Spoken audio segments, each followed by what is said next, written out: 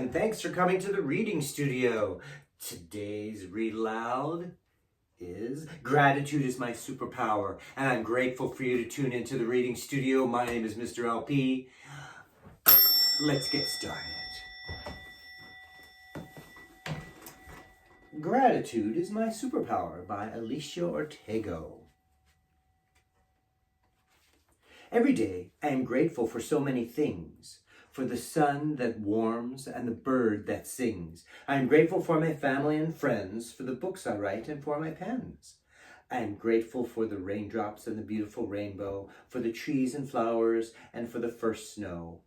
I am grateful to my little readers and their parents too. That's why I dedicate this book to you. That's a dedication from the writer, Alicia Ortego. Hi, my name is Betsy, and this is Mr. T. I am only 7. But he is 70. You wouldn't know to look at him. He never seems to age. He slowly moves around the house and doesn't have a cage. One day when I was playing with him, I suddenly felt quite sad. "What's the matter?" Mom said. "You're usually so bad." "It's Mr. T," I said to her. "I think there's something wrong. To carry that big house all day, he has to be so strong." "Do you think it stops him from having fun like me? I've never seen him run or jump as happy as can be." "Oh, my dear, you mustn't worry. Mr. T is fine. Turtles have different needs in life. They're not like yours or mine. The nature of a turtle is harmless, quiet, and shy. They love to hide inside their shells when people pass them by. So Mr. T is very grateful for everything he's got, which means he doesn't worry about things he has not." "Let's play a game together," Mom said. "I call it gratitude. It'll help you understand Mr. T. Are you in the mood?" Mom takes me to the garden and just behind the flowers. Picking up a stone, she said, "This has superpowers. Every time you're upset when things don't go as planned, you take out your gratitude stone and hold it in your hand. The stone will work its magic and soon you'll begin to see everything that's happening is how it's meant to be." No sooner had we gone inside, the sky began to rain. Tears began to fill my eyes. I wanted to go out again. Remembering my special stone, I squeezed with all my might. What could I be grateful for when rain was in my sight? But just then I remembered, without it, plants won't grow. Fish wouldn't live in the sea, and the rivers wouldn't flow. "Thank you for raining, and you're really rather clever. Now I know the job you do, you can rain whenever." Next morning, when it's time to wake, my body's filled with dread. Going to school is the last thing I want. I'd rather stay home instead. Beneath my pillow is my stone. I squeeze it once again, remembering the friends I'd see and my teacher, Mrs. Blenn. At school I had forgotten. Today was sibling day. I don't have any siblings, so I didn't know what to say. My stone will have the answer, I thought. I'll squeeze it and we'll see. Of course, I said. I am grateful because I have Mr. T. At dinner time, it worked again when Mum put down my plate. No yummy cake, but rice and veg, which I didn't appreciate.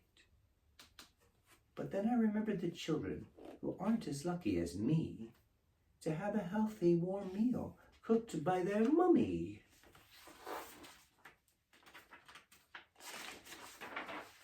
At bedtime, when I'm not tired and I want to play instead, I'm grateful for my turtle PJs and warm and cozy bed.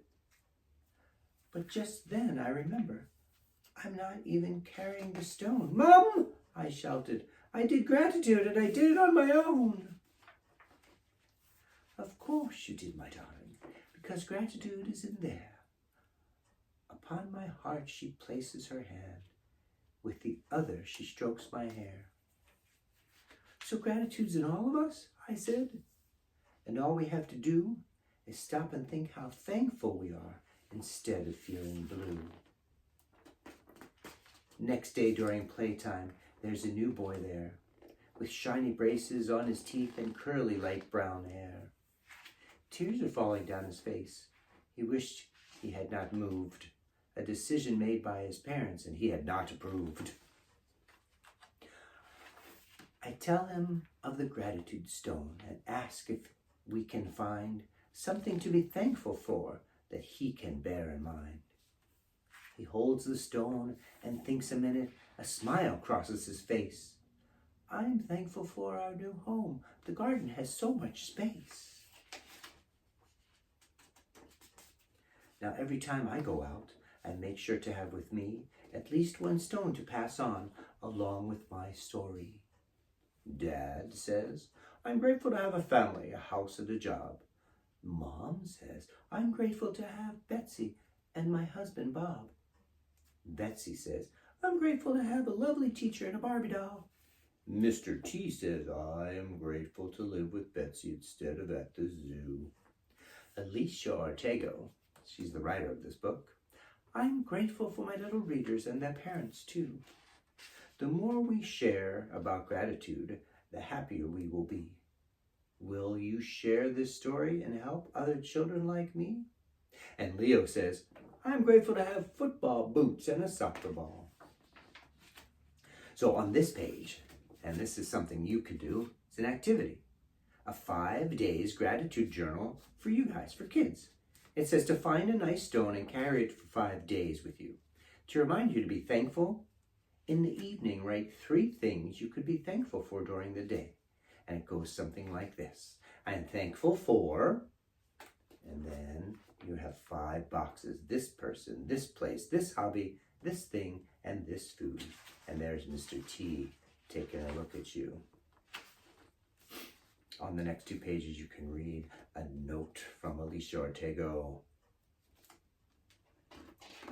And thanks for joining me in the at the reading studio.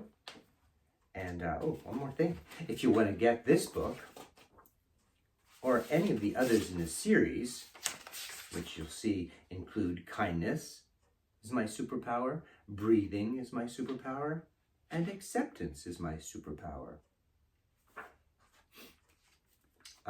There's a link at the bottom to Alicia Ortego's website where you can get those books and you can check out some other products.